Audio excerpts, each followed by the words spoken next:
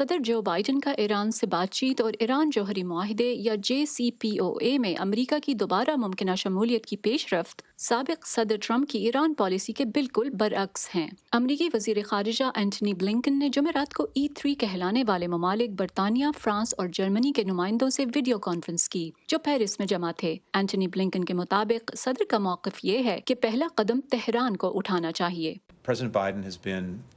very clear in saying that if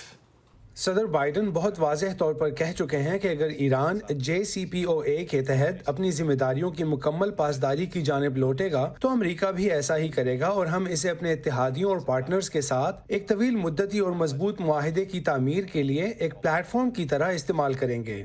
اس کے جواب میں جمعے کو ایرانی وزیر خارجہ جواد ظریف نے اپنی ٹویٹ میں کہا تھا کہ پہلا قدم امریکہ کو اٹھانا چاہیے۔ ان کی ٹویٹ میں مزید کہا گیا کہ امریکہ غیر مشروط اور مؤثر طریقے سے ٹرمپ کی جانب سے لگائی گئی تمام پابندیوں کو ختم کرے، جس کے فوری بعد ایران بھی ان کے جواب میں اٹھائے گئے تمام اقدامات واپس لے لے گا۔ ایک امریکی عہدیدار نے اشارہ دیا ہے کہ ایران جوہری معاہدے کی بحالی کی راہ میں یہ مسئلہ ممکنہ طور پر رکاوٹ نہیں بنے گا کہ کون سا فریق پہلا قدم اٹھائے، تاہم پاسداری کی تعریف کیا ہوگی یہ تعین کرنا ایک بڑا چیلنج ثابت ہو سکتا ہے۔ بائیڈن انتظامیہ کے عہدیداروں نے پہلے ہی ایران کی جانب کچھ مصالحانہ اقدامات اٹھائے ہیں، جیسے اقوام متحدہ میں ایرانی سفارتکاروں پر سفری پابندیوں میں نرمی، جنہیں 2019 میں ٹرمپ انتظامیہ نے نیو یارک کے ایک چھوٹے سے حصے تک محدود کر دیا تھا۔ پینی ڈکسن کے ساتھ فائزہ بخاری، وائس آف امریکہ۔